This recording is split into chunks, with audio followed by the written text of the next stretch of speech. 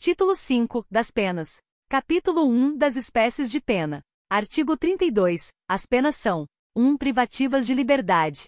2. Restritivas de direitos. 3. De multa. Seção 1. Das penas privativas de liberdade.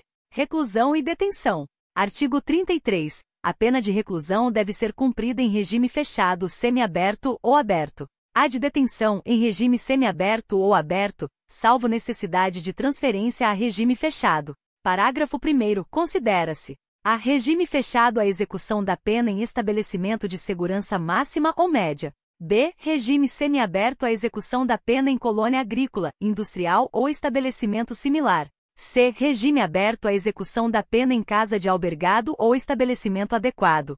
Parágrafo 2º. As penas privativas de liberdade deverão ser executadas em forma progressiva, segundo o mérito do condenado, observados os seguintes critérios e ressalvadas as hipóteses de transferência a regime mais rigoroso. A. O condenado a pena superior a 8 anos deverá começar a cumpri-la em regime fechado. B. O condenado não reincidente, cuja pena seja superior a 4 anos e não exceda a 8, poderá, desde o princípio, cumpri-la em regime semiaberto. C. O condenado não reincidente, cuja pena seja igual ou inferior a 4 anos, poderá, desde o início, cumpri-la em regime aberto. Parágrafo 3º. A determinação do regime inicial de cumprimento da pena far-se-á com observância dos critérios previstos no artigo 59 deste Código. Parágrafo 4º. O condenado por crime contra a administração pública terá a progressão de regime do cumprimento da pena condicionada à reparação do dano que causou, ou à devolução do produto do ilícito praticado com os acréscimos legais.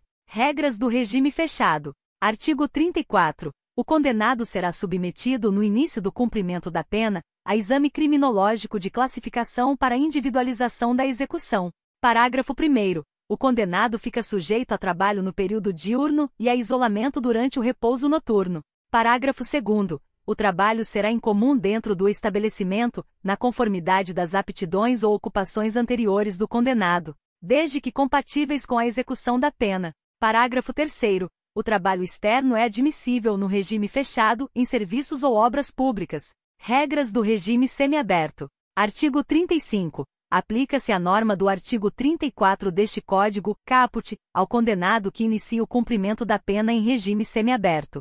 Parágrafo 1º. O condenado fica sujeito a trabalho incomum durante o período diurno, em colônia agrícola, industrial ou estabelecimento similar. Parágrafo 2º. O trabalho externo é admissível, bem como a frequência a cursos supletivos profissionalizantes, de instrução de 2º grau ou superior. Regras do regime aberto. Artigo 36. O regime aberto baseia-se na autodisciplina e senso de responsabilidade do condenado. Parágrafo 1º. O condenado deverá, fora do estabelecimento e sem vigilância, trabalhar, frequentar curso ou exercer outra atividade autorizada, permanecendo recolhido durante o período noturno e nos dias de folga. Parágrafo 2º. O condenado será transferido do regime aberto, se praticar fato definido como crime doloso, se frustrar os fins da execução ou se, podendo, não pagar a multa cumulativamente aplicada. Regime especial. Artigo 37. As mulheres cumprem pena em estabelecimento próprio, observando-se os deveres e direitos inerentes à sua condição pessoal, bem como, no que couber,